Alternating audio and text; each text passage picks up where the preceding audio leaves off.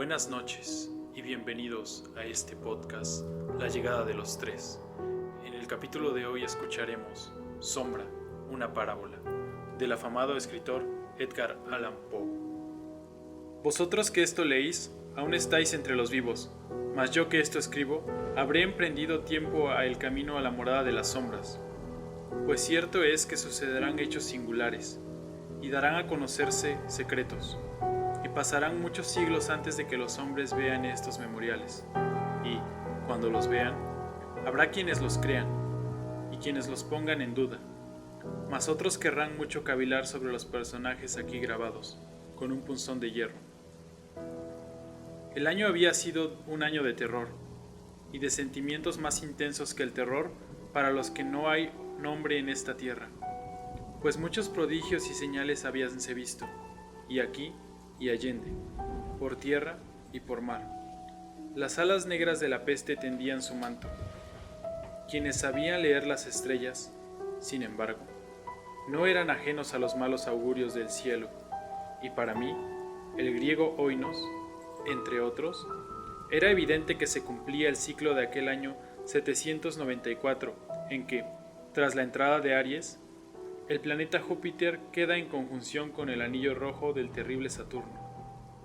Si no mucho me equivoco, el peculiar espíritu de los cielos se manifestaba no solo en la esfera física de la Tierra, sino en las almas, las fantasías y las meditaciones de la humanidad. En una tenebrosa ciudad llamada Tolemaida, entre los muros de una casa noble, nos hallábamos sentados una noche un corro de 7 en torno a una frasca de vino. Y nuestra estancia no tenía otra entrada que una puerta de bronce, y aquella puerta la había labrado el artesano Corinos, y, al ser de ejecución caprichosa, se cerraba por dentro. Asimismo, en la sombría habitación, unos cortinajes negros nos ocultaban la luna, las pálidas estrellas y las calles desiertas. Pero el presagio y el recuerdo del mal no quedaban excluidos. A nuestro alrededor y por todas partes había cosas de las que no sabría dar clara cuenta, cosas materiales y cosas espirituales. Una pesadez de la atmósfera, una sensación de ahogo y de ansiedad, y, sobre todo, ese terrible estado de la existencia que padecen los seres nerviosos cuando los sentidos están intensamente vivos y despiertos, mientras la facultad de pensar permanece aletargada. Un peso muerto nos lastraba, se cernía sobre nuestras extremidades, sobre los muebles de la casa, sobre las copas que bebíamos, y ese peso lo oprimía y lo vencía todo salvo las llamas de las 7 lámparas de hierro que iluminaban nuestra franchelada, firmes en sus altas y espigadas líneas de luz. Seguían ardiendo, del todo pálidas e inamovibles, y en el espejo que creaba su resplandor sobre la redonda mesa de ébano en la que nos sentábamos, cada uno de nosotros veía la palidez de su propio rostro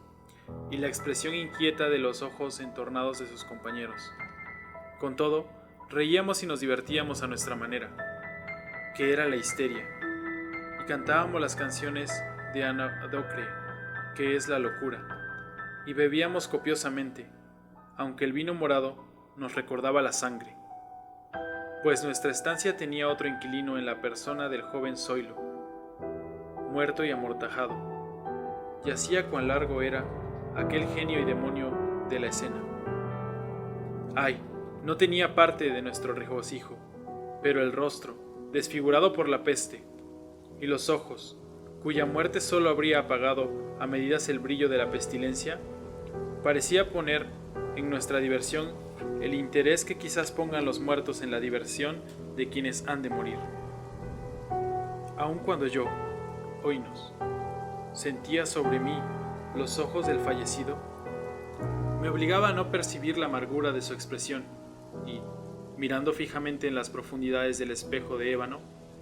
cantaba en voz alta y sonora las canciones del hijo de Teos. Mas,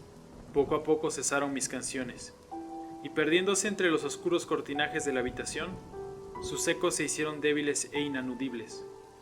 hasta apagarse del todo. Y he aquí, de entre los que aquellos oscuros cortinajes, donde se habían perdido los sonidos de la canción, salió una sombra parda e indefinida. Una sombra como la que la luna, estando bajo el cielo, podría crear como el cuerpo de un hombre, pero no era la sombra de un hombre, ni de un dios, ni de nada conocido, y, temblando durante unos instantes, entre las cortinas de la estancia, al fin quedó a la vista de todos, sobre la superficie de la puerta de bronce. Pero la sombra era vaga, informe e indefinida,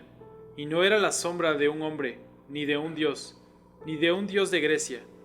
ni de un dios de Caldea, ni de un dios egipcio. Y la sombra quedó sobre la puerta de bronce,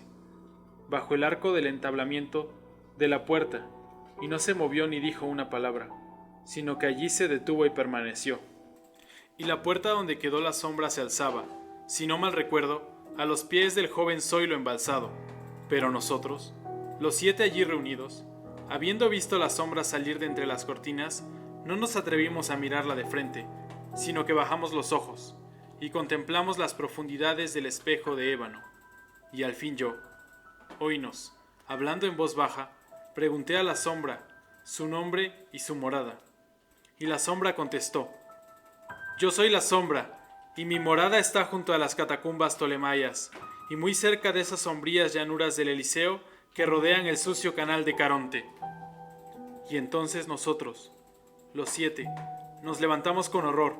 y permanecimos de pie temblando, sobrecogidos y espantados, pues el sonido de la voz de la sombra no era el sonido de un solo ser, sino de una multitud de seres, y, variando en cadencia de sílaba a sílaba, penetró sombríamente a nuestros oídos con los acentos recordados y conocidos de muchos miles amigos difuntos.